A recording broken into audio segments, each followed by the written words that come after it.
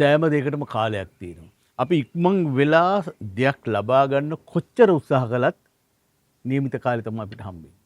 ඒක දෙවියන් වහන්සේ පමණයි දන්නේ. ඉතින් අපි ගොඩාක් දුරට අපි ආඥාව තුල හරි බලාපොරොත්තු සහගතව හරි හැම වෙලාවකම බලාපොරොත්තු කියන ඉක්මනට මට මේ ඉල්ලලදී ලැබෙවි. මට මේවා සඵල වේවි. සඵලත්වයේ කරා ඔබ ගෙන යන්නේ නියමිත කාලවලට. ඔබ කල්පනාවෙන් දෙවියන් තුල යාඥාවෙන් ඍජුවම කිසිම ආකාරයෙන් වක්‍ර නොවි එහාට මෙහාට වැනෙන්නේ නැතුව ස්ථිරසාරව ගමන යන සමිඳුරන් වහන්සේ අද අපට පවසනවා. නියමිත කාලවලදී අස්වැන්න ලබා ගන්නට ඔබට මට හැකියාව ලැබේවි. බය නැතුව ඉන්න. දෙවියන් වහන්සේගේ දරුවන් එක්කෙනෙක්වත් කිසිදාක උන්වහන්සේ ඉවත් කරන්නේ නැහැ. උන්වහන්සේ ඉවතලන්නේ නැහැ.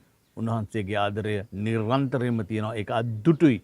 අපි දෙවියන් වහන්සේට ප්‍රශංසා කරමු. උන්වහන්සේගේ මහත් වූ සරුසාර අස්වැන්නෙන් කොටසක් ගන්න. උන්වහන්සේ අපව මෙහෙවන්නට අප තුල ඒ ස්වාමීන් වහන්සේගේ සදා ජීවනයේ කරා යොමු වෙන්නට අපි උන්වහන්සේට අද අපි විවර වෙමු. යහපත්ම දවසක්. ජෙසු පිටයි.